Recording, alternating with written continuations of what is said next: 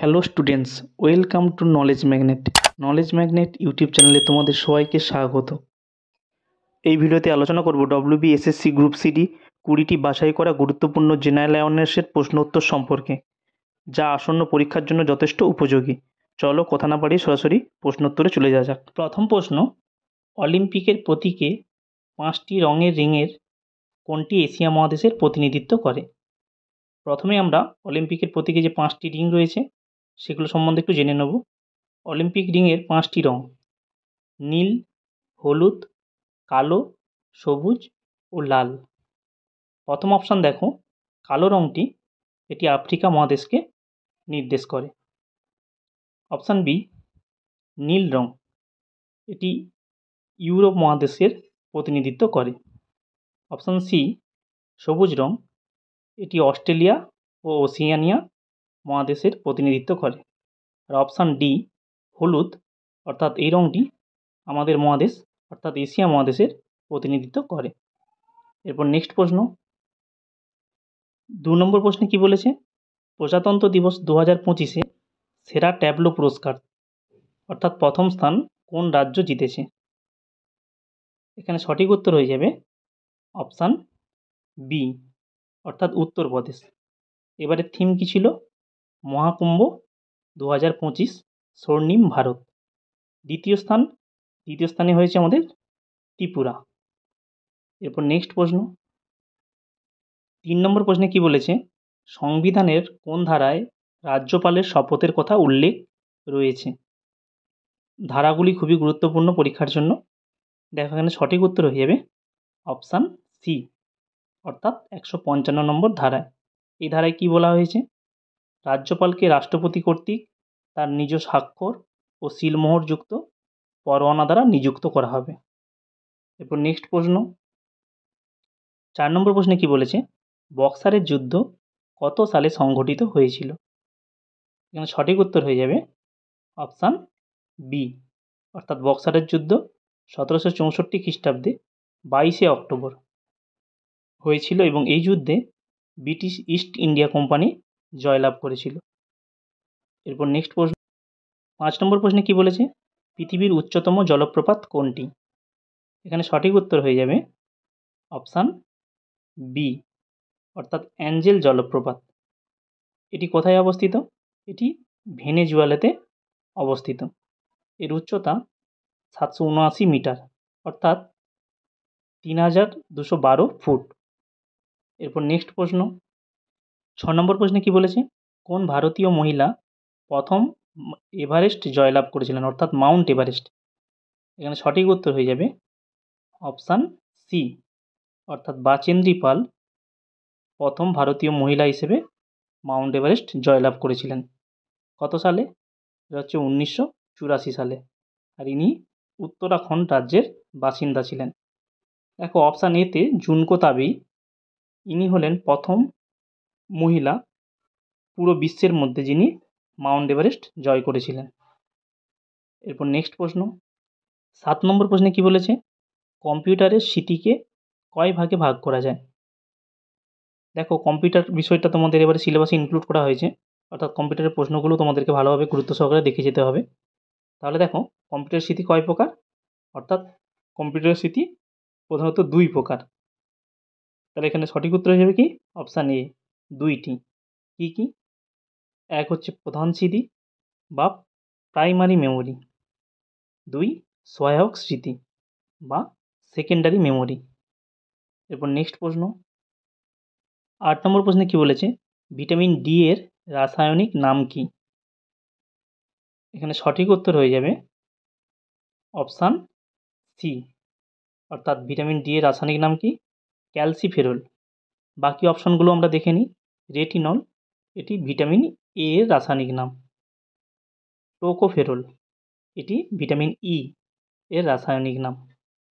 আর বায়োটিন এটি হচ্ছে যে ভিটামিন B7 এর রাসায়নিক নাম। প্রত্যেকটাই গুরুত্বপূর্ণ, তোমরা একবার সুন্দর করে দেখে নিও। এরপর নেক্সট প্রশ্ন, 9 নম্বর প্রশ্নে কি বলেছে? জালিয়ানওয়ালাবাগ হত্যাকাণ্ডের জন্য কোন কমিশন গঠন করা হয়েছিল? আগে আমরা জেনে নিই জালিয়ানওয়ালাবাগ হত্যাকাণ্ড কত সালে হয়েছিল? সালের 13ই এপ্রিল। তাহলে এই হত্যাকাণ্ডের জন্য কোন কমিশন গঠন করা হয়েছিল? সঠিক উত্তর হয়ে যাবে অপশান সি, অর্থাৎ হান্টার কমিশন। এই কমিশনের আরেক নাম কি ছিল? Disorders inquiry committee. এরপর নেক্সট প্রশ্ন, 10 নম্বর প্রশ্নে কি বলেছে? জাব শব্দটি কোন খেলার সাথে সম্পর্কিত? এখানে সঠিক উত্তর হয়ে যাবে অপশান সি, অর্থাৎ জাব শব্দটি বক্সিংয়ের সঙ্গে সম্পর্কিত। এই জাবের অর্থ কি? সামনের হাত দিয়ে দ্রুত ঘুষি মারার একটি কৌশল জাব হচ্ছে। এছাড়া দেখো বক্সিংয়ের সঙ্গে জড়িত আরও দুটো শব্দ যেগুলো পরীক্ষায় বারবার আসে, নক আউট আর হুক। এরপর নেক্সট প্রশ্ন, 11 নম্বর প্রশ্নে কি বলেছে? জেন্ডার অ্যাওয়ারনেস বলতে কি বোঝায়? এই টপিকটাও তোমাদের এবারে ইনক্লুড রয়েছে। এই টপিকটাও তোমরা সুন্দর করে দেখে যাবে। দেখো, জেন্ডার অ্যাওয়ারনেস এটা নিয়ে আমরা একটু জেনে নিই। জেন্ডার অ্যাওয়ারনেস বলতে বোঝায় নারী, পুরুষ এবং অন্যান্য লিঙ্গ পরিচয়ের ব্যক্তিদের মধ্যে সমতা এবং বৈষম্যহীনতা সম্পর্কে সচেতন থাকা। এর লক্ষ্য কি? এর লক্ষ্য হলো একটি সমাজ তৈরি করা যেখানে সবাই সমান সুযোগ, অধিকার এবং মর্যাদা ভোগ করবে। এটি শুধুমাত্র নারীর অধিকার, পুরুষের ক্ষমতা বৃদ্ধি বা শিশুর অধিকারের মধ্যে সীমাবদ্ধ নয়, বরং সামগ্রিক লিঙ্গ সমতার বিষয়টিকে তুলে ধরে। এই টপিকটি নিয়ে আমি একটি শীঘ্রই ভিডিও বানাবো। এই টপিকটা সত্যিই খুবই গুরুত্বপূর্ণ। এরপর নেক্সট প্রশ্ন, 12 নম্বর প্রশ্নে কি বলেছে? টোটো জনজাতি বা উপজাতি পশ্চিমবঙ্গের কোন জেলায় মূলত বাস করে?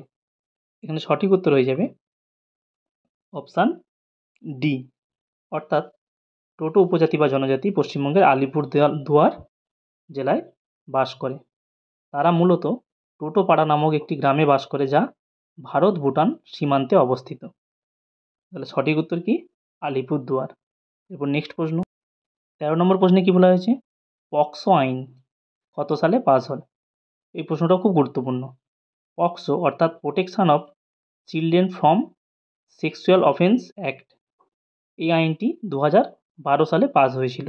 তাহলে সঠিক উত্তর হয়ে যাবে অপশান বি। এই আইনের উদ্দেশ্য কী ছিল? এই আইনের উদ্দেশ্য হলো শিশুদের যৌন হেনস্থা, যৌন আক্রমণ এবং পর্নোগ্রাফি থেকে রক্ষা করা এবং এই ধরনের অপরাধের বিচারের জন্য বিশেষ আদালত স্থাপন করা। এরপর নেক্সট প্রশ্ন, 14 নম্বর প্রশ্নটা দেখো, এটা কম্পিউটারের প্রশ্ন, বহুবার বহু পরীক্ষায় এসেছে। HTTP এর সম্পূর্ণ নাম কি?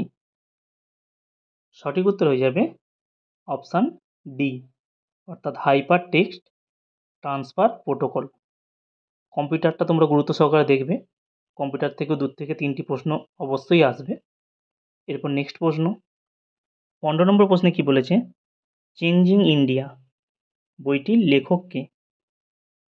এখানে সঠিক উত্তর হয়ে যাবে অপশান বি, অর্থাৎ প্রাক্তন প্রধানমন্ত্রী ডক্টর মনমোহন সিং। এনার লেখা বই হচ্ছে চেঞ্জিং ইন্ডিয়া। এই বইটিতে তিনি একজন অর্থনীতিবিদ থেকে রাজনীতিবিদ হওয়ার যাত্রা এবং জীবনের কিছু ঘটনা বর্ণনা করেছেন। এরপর নেক্সট প্রশ্ন, 16 নম্বর প্রশ্নে কি বলেছে? 2026 উইন্টার অলিম্পিক্সের মশাল বহনকারী হিসেবে নির্বাচিত হলেন কে? এটা কারেন্ট অ্যাফেয়ার্সের প্রশ্ন। সম্প্রতি দেখো, আমাদের ভারতবর্ষের সোনাজয়ী অভিনব বিন্দ্রা, ইনি হচ্ছে আমাদের 2026 উইন্টার অলিম্পিক্সের মশাল বহনকারী হিসেবে নির্বাচিত হয়েছেন। তাহলে সঠিক উত্তর হয়ে যাবে অপশান বি, অভিনব বিন্দ্রা।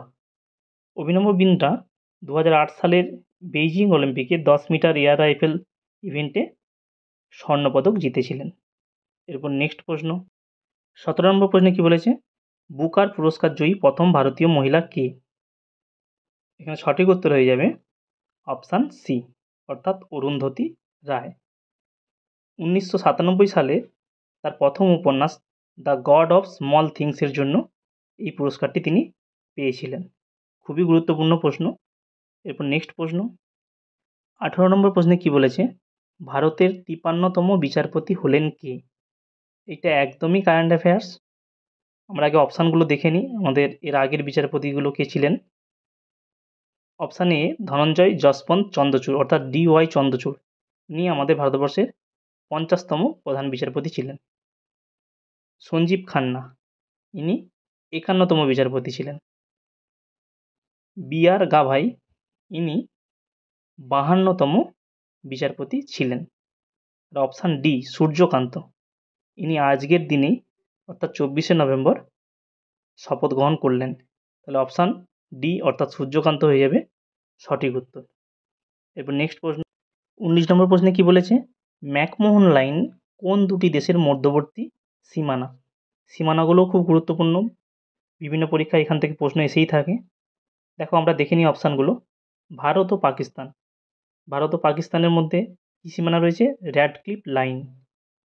ভারত ও বাংলাদেশ, এই দুটি দেশের মধ্যে কী সীমানা রয়েছে?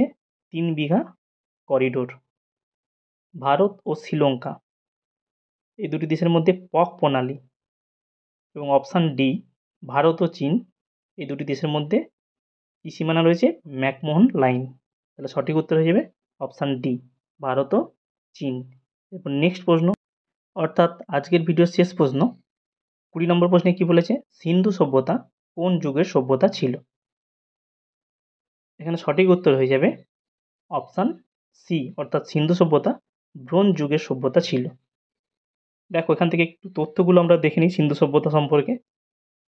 এই সভ্যতাটি মূলত ধাতুবিদ্যার কৌশলগুলির বিকাশের জন্য এবং বাসনপত্র, ভাস্কর্য, জাহাজ এবং গহনার জন্য ব্রোঞ্জ, তামা, সীসা এবং টিনের ব্যবহারের জন্য পরিচিত ছিল। তাহলে সঠিক উত্তর হয়ে যাবে অপশান সি ব্রোঞ্জ যুগ। ভিডিওতে আলোচিত প্রত্যেকটি প্রশ্ন উত্তর ও তার সঙ্গে দেওয়া তথ্যগুলো খুবই গুরুত্বপূর্ণ আসন্ন পরীক্ষার জন্য। তো আজকে এখানেই শেষ করছি। পরবর্তী ভিডিওর জন্য চোখ রাখুন নলেজ ম্যাগনেট ইউটিউব চ্যানেলে। ধন্যবাদ।